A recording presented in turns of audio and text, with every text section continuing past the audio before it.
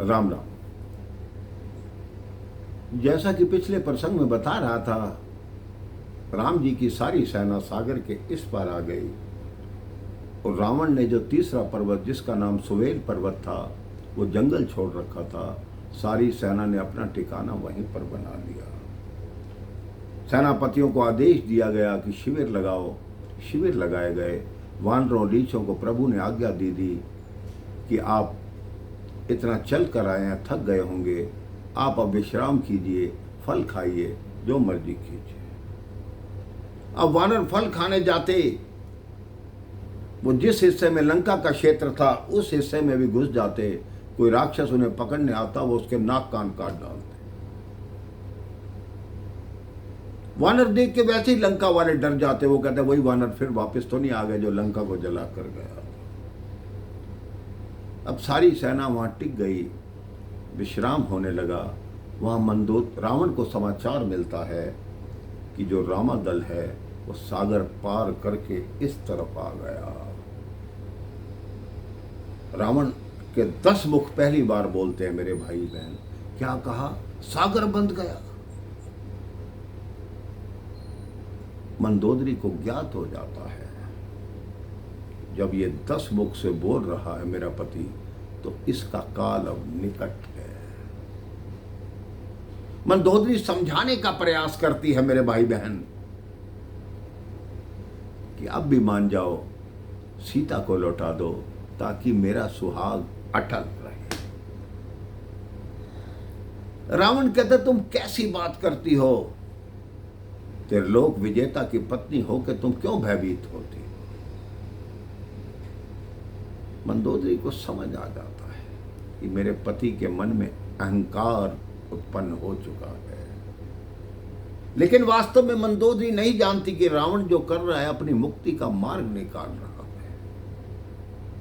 रावण कहता है नर और वानर मेरे सामने क्या कर सकते हैं? इनकी क्या शक्ति जो मेरे को हाथ भी लगा पाए? मेरा एक भी योद्धा चला जाए तो इनकी पूरी सेना को मिटा के रख दे। मंदोदरी समझ गई ये रावण नहीं बोल रहा, उसका काल बोल रहा।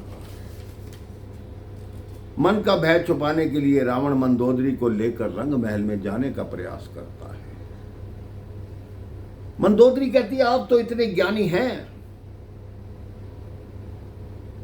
इतने बलवान हैं, इतने ज्ञाता हैं।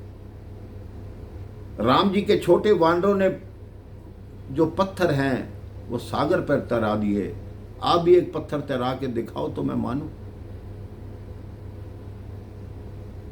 अब मंदोदरी ने ऐसी बात कह दी। रावण कहता अच्छा चलो मेरे साथ। रावण सागर के तट पर गया और एक पत्थर को कुछ बोला और सागर में छोड़ दिया। पत्थर तैरने लगा। मंदोदरी कहती तुमने ये कैसे किया? सत्य बताना। कहता मैंने पत्थर को बोला अगर आज ना तैरा तो तुझे राम जी की शपथ। तो मैंने राम की शपथ से वो पत्थर भी तैरने लगा। जब मेरे भाई बहन राम जी सेतु बना रहे थे, राम जी ने भी सोचा कि मेरे नाम से पत्थर तैर रहे हैं तो मैं भी एक पत्थर उठा के सागर में डालता हूं, देखता हूं तैरता है या नहीं तैरता। राम जी ने सागर में जैसे ही पत्थर डाला वो पत्थर डूब गया।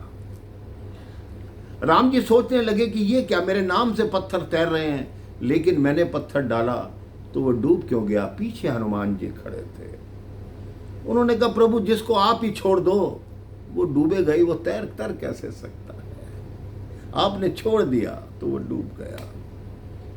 अब राम जी के सेतु बनाते समय सारे लोग उनकी सहायता कर रहे हैं। वानर रीछ एक छोटी सी गिलहरी वहां देख रही है कि मैं प्रभु की सेतु बंधन में कैसे सहायता करूं। वो क्या करती है? समुद्र में जाती है, अपना शरीर गीला करती है, अपने शरीर को पे रेत लिपटाती है और जहां पत्थर से पत्थर जुड़ते हैं वहां जो दरारें रह जाती हैं उस रेत को वहां झाड़ती है और उन्हें मिलाने का कोशिश करती है। राम जी अपनी आंखों से देख रहे हैं कि ये गिलहरी भी कितना प्रयास कर रही है। राम जी उस गिलहरी को उठा लेते हैं, उस पे हाथ फेरते हैं। आप देखेंगे मेरे भाई बहन कि गिलहरी के शरीर पे 3 उंगलियों के निशान होते हैं। आज हमारे मित्र भी हैं जो राम जी की गिलहरियों के नाम से राम जी के कार्य कर रहे हैं और राम जी की सेवा कर रहे हैं। राम जी की सेवा कीजिए। जिस तरह एक गिलहरी ने अपना सहयोग दिया सेतु बनाने में, उस तरह आप भी राम कार्यों में सहयोग करेंगे तो आपका जीवन भी सफल होगा। राम राम, जय श्री राम।